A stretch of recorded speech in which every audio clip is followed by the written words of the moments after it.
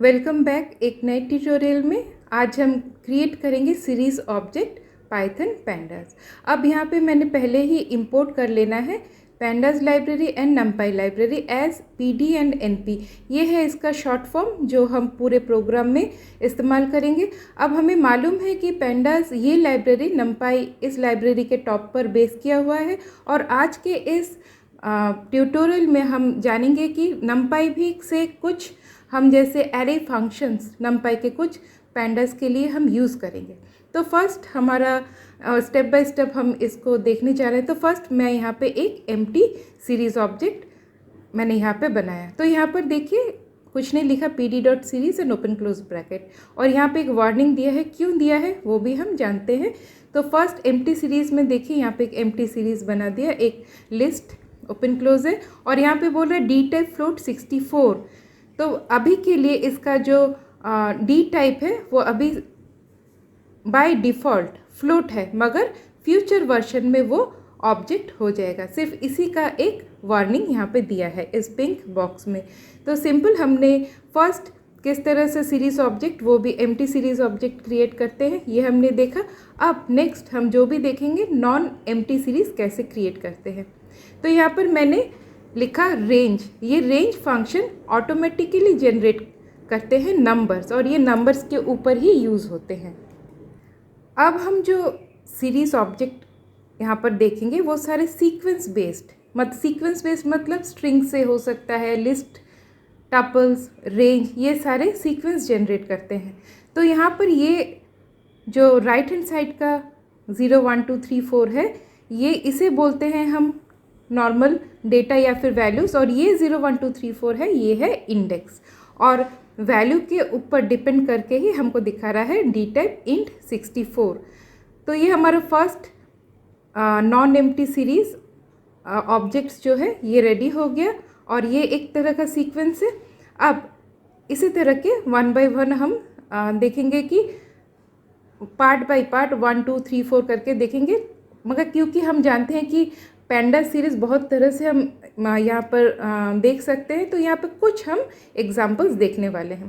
तो अभी सेकंड जो सीक्वेंस है, अभी और एक सीक्वेंस लिया है, वो है लिस्ट, और यहाँ पर मैंने डी टाइप थोड़ा सा चेंज कर दिया है। यहाँ पर जैसे 1.1 2.1 ये सारे क्या है, फ्लोट नंबर्स है, मतलब जो भी डेसिमल आप देखेंगे वो सारे फ्लोटिंग पॉइंट नंबर्स होते हैं। अब यहाँ पर मैंने कितने यूज़ किए हैं एलिमेंट्स, यहाँ पर है 1 2 3। तो यहाँ पर देखिए इसके जो इंडेक्स है हम इसे लिख सकते हैं 0 1 2, क्योंकि यहाँ पर अगर n इक्वल टू 3 है, और यहाँ पर देखिए 0 1 2 है, ये भी 3 ही नंबर है, और जो हमें दिखते हैं n-1 के रूप में। मतलब अगर ये n इक्वल टू 5 होता तो यहाँ पे क्या दिखता, 0 1 2 3 4। तो अभी आपको पता है कि n यहाँ पे क्या रिप्रेजेंट कर रहा है, सिंपल। अभी हम यहाँ पर कुछ इंडेक्स ये डाल के देखते हैं कि एक्चुअली 0 1 2 ये क्या है। देखिए जैसे ही मैंने इंडेक्स बदला तो यहाँ पर 11 12 13। अब अगर हम बोलेंगे यहाँ पर तो n-1 ये नहीं दिखा रहा है, तो जब हम कुछ इंडेक्स नहीं देते हैं तब वो डिफ़ॉल्ट 0 1 2 ये इंडेक्स बताता है, और इनको बोलते हैं इंडेक्स लेबल्स। और जो इंडेक्स पोजीशन होते हैं वो एक्चुअली इंटरनली होते हैं, वो होते हैं एक्चुअली में n-1। तो अभी आपको यहाँ पे डिफरेंस पता चला कि इंडेक्स दो तरह से हम यहाँ पर उसको देख सकते हैं। एक है इंडेक्स पोजीशन के हिसाब से और एक इंडेक्स लेवल के हिसाब से, ये हमें ख्याल रखना है। चलिए नेक्स्ट हम थर्ड पार्ट में चलते हैं, जहाँ पर हम नमपाई को यूज़ करेंगे। यहाँ पर मैंने np.aRange, हमने थोड़ी देर पहले रेंज फंक्शन यूज़ किया, अब हम नमपाई का aRange ये वाला फंक्शन यूज़ करने वाले हैं। अब इस फंक्शन में हमें क्या आउटपुट देगा, तो फर्स्ट यहाँ पे स्टार्ट 2 स्टॉप 10 और 1.5 ये स्टेप है। तो ये कैसे काम कर रहा है यहाँ पर हम थोड़ा समझते हैं। तो अभी देखिए यहाँ पे जो एलिमेंट्स हैं, यहाँ पर जो एलिमेंट्स है वो सारे फ्लोट में है, क्योंकि इसका नॉर्मल बिहेवियर है कि वो फ्लोट में ही आपको देगा जब तक क्योंकि यहाँ पर देखिए मैंने 1.5 यूज़ किया है। अभी 2.0 से 3.5 आने में उसे कैसे ये नंबर मिला, तो ये 2.0 प्लस 1.5 करेंगे तो मतलब ये जो इसको बोलते हैं स्टेपिंग, तो यहाँ पर उसको 3.5 मिला। अब सारे पॉइंट में है तो ये फ्लोट में दिखा रहा है। अब इसी तरह से स्टेप करते हुए इसे कहाँ तक, यहाँ पर उसको नंबर मिला लास्ट वाला 9.5।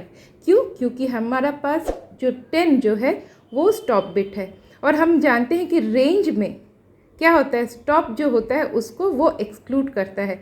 तो हमको 1.5 जब था तब उतनी अच्छी तरह से नहीं दिख रहा था, मगर जैसे ही मैंने स्टेपिंग 2 किया तो वो स्टार्ट हुआ 2 से 10 तक गया, मगर 8 + 2 वो 10 बोल सकता था, मगर उसने 8 तक ही रखा क्योंकि 10 ये एक्सक्लूडेड है।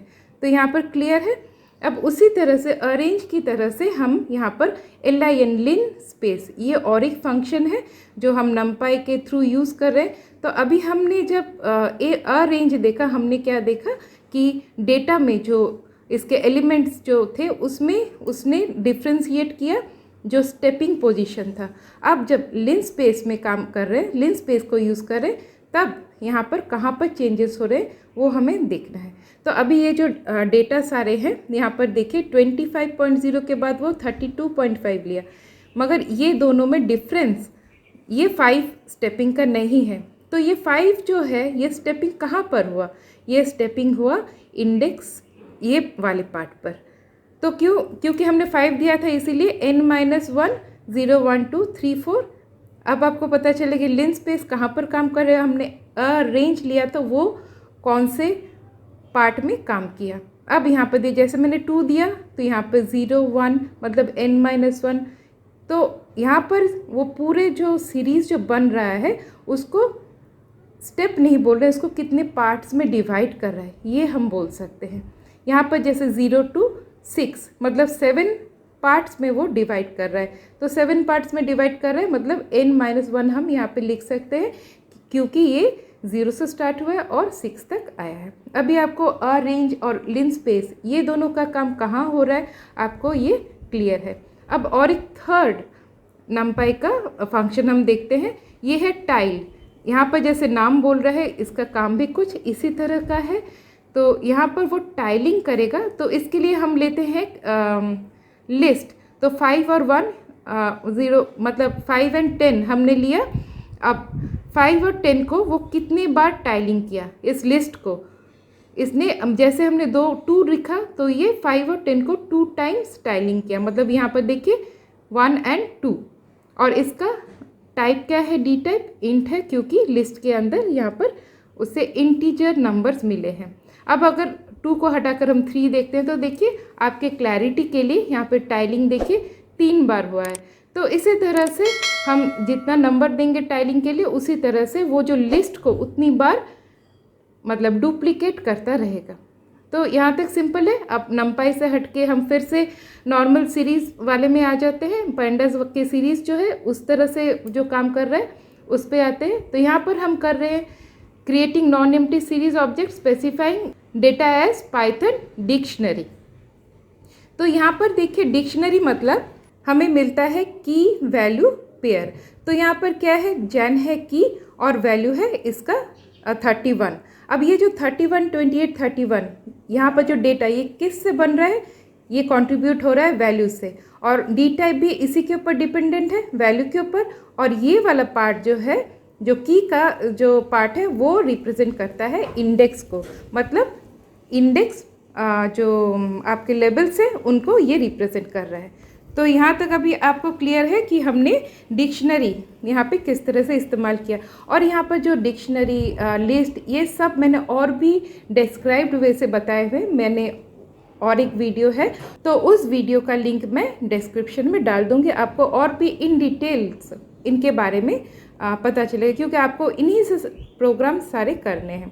अभी देखिए यहाँ पर हम बोल रहे हैं कि यूजिंग स्केलर वैल्यू, मतलब सिंगल वैल्यू हम यूज़ करें डेटा में। तो 10 बार रिपीट हुआ किस बिना पे, रेंज। यहाँ पर रेंज हम जिस तरह से देंगे उसी तरह से यहाँ पर रेंज के हिसाब से यहाँ पर ये हमको सीरीज़ बना के देगा। तो पहले जब हमने रेंज एक नंबर नॉर्मल नंबर दिया था तब हमें पता नहीं चला था कि कहाँ पे डिफरेंस हो रहा है, मगर जैसे ही मैंने स्टार्ट स्टॉप एंड स्टेप दिया तो आपको देखिए डिफरेंस मालूम पड़ रहा है कि ये 1 3 5 7 9 इस तरह से इंडेक्स जो है उनको चेंज किया है। तो इसी तरह से हम रेंज को चेंज कर सकते हैं यहाँ पर। फिर यहाँ पर हम कुछ लिस्ट भी डाल सकते हैं। ये सारे इफेक्ट करेंगे कहाँ पर, इंडेक्स ये वाले पार्ट पर। तो स्केलर वैल्यू के साथ कैसे काम करना है, सीरीज ऑब्जेक्ट किस तरह से बनता है, अब ये आपके सामने है। आई होप कि आपको ये ट्यूटोरियल थोड़ा बहुत ठीक सही से समझ में आया, और इसके ऊपर और थोड़ा डिफरेंट वे से मैंने और एक वीडियो बनाया है जिसका लिंक मैं डिस्क्रिप्शन में डाल दूंगी, आप उसको देख सकते हैं। तो आज के लिए ट्यूटोरियल इतना ही, फिर से मिलते हैं नेक्स्ट ट्यूटोरियल में, तब तक के लिए बाय बाय।